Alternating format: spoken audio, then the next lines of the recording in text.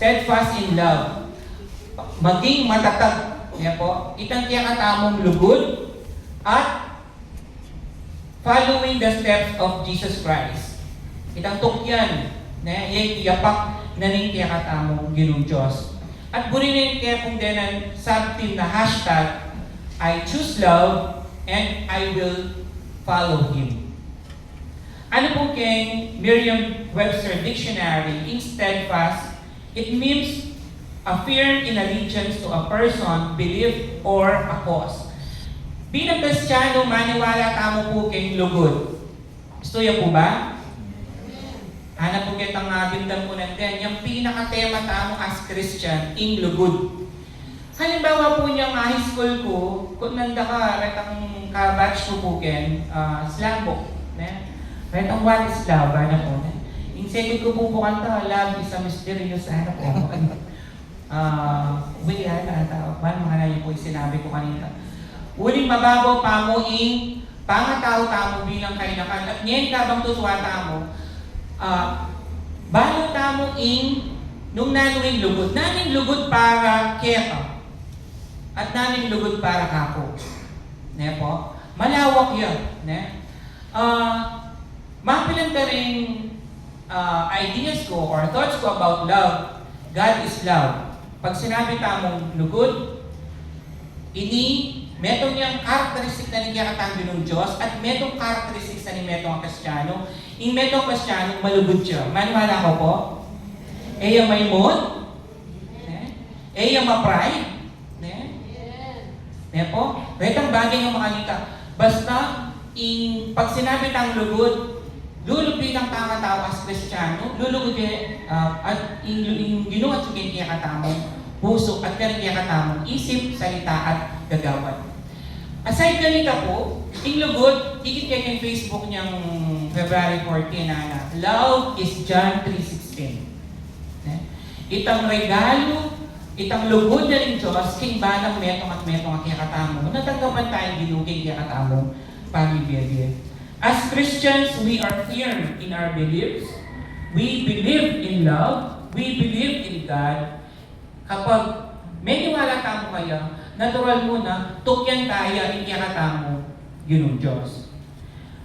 Ano po kitang 1 Peter chapter 2 verse 21, apit po rin itang pinaka-team na ning Maya.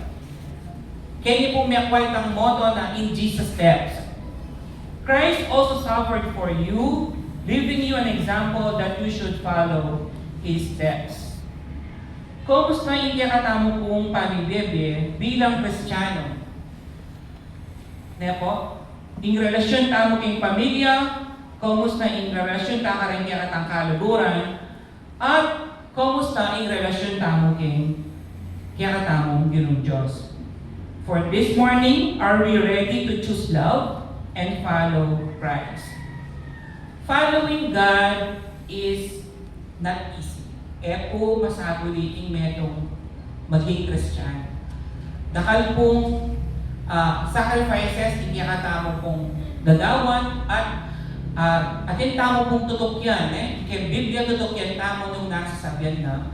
At then minsan, kung magtugmaing tuturo da kaya katamo king luwal or kaya katamo kong pamibebe kay luwal kaysa po kaya tang tuturunan ng kaya katang Biblia. For example po, kay mundutang gagalawan, nino po kaya niretang kabatch kong manalbe pang soap opera. Dati po, manalbe kami pakanta, banang kaya rin yung balita, tugi-tugino po detang soap opera albentam. Ita pong Mara Clara, ita pong Mula sa Puso, ang Christine Hermosa, retang ang Marimar, niya po. May dagol ko naman po karetang bagay nga reta, ay yung tuturo daw. Kapag in kontrabida, kailangan, sige, gunutan me, o kaya, sige, pagdukdok me, utang mingwa na ang mingwa. Pero, at the end of the day, ay iwait ang tuturo na, kasi tuturo na katamo, sige, gantihan niya dapat, makantihin dapat. Pero, yung Ginoo, aliwaya. Kapag din ka kapatiyata mo, nanong sasabihan na? lumuhan. Lalay niya katang kapatid. Masagol yan po ba yan? Masakit yan po niya.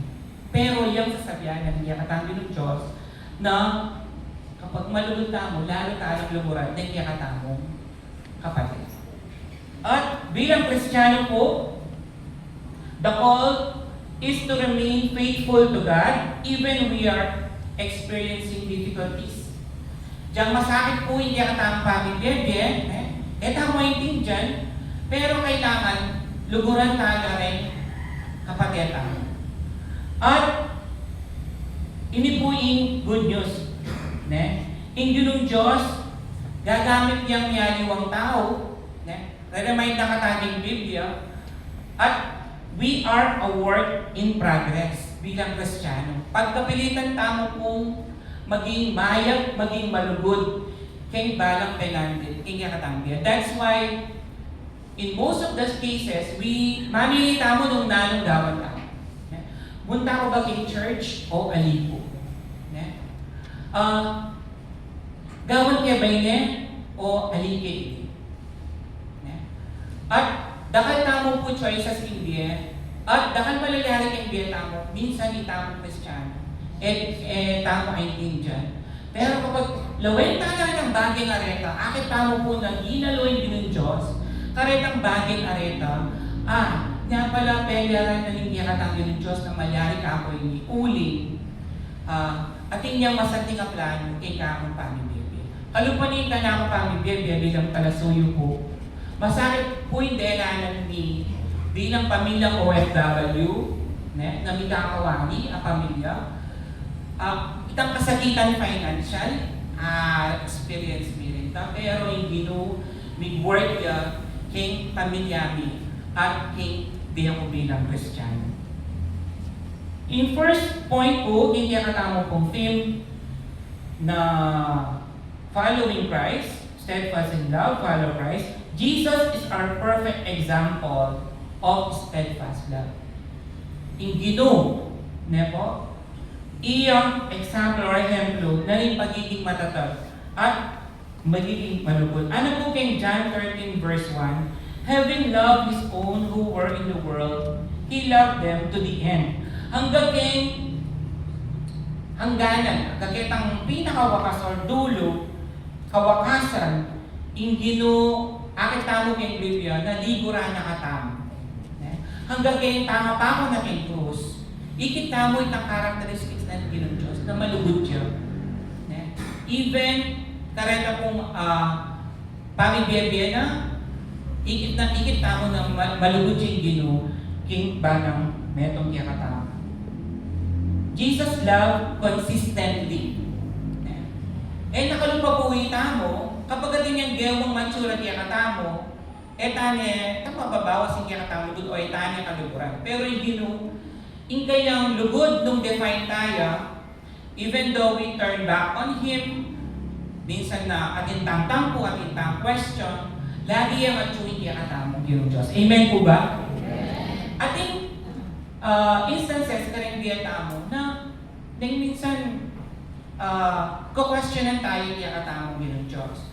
Kalupayo po niya nga ako, metong ka rin kapag subukan na talagang may pakainin ka na akong kasalpantayanan niya may wala yung mako kasi biglaan po itang pagkamate na. Ginoo, ta-doktor ke. Kanya po yung sinabi ko kayo. Ta-doktor ko na yaman po yung mako, kumpleto niya po. Paretang panulo niya kung kailan na gano'n. Pero still, kinuha niya yung Ginong Diyos, kinmetong po snap of His finger, may wala yung po yung mako. Abi niya pang abak, diba? Ben niya natin.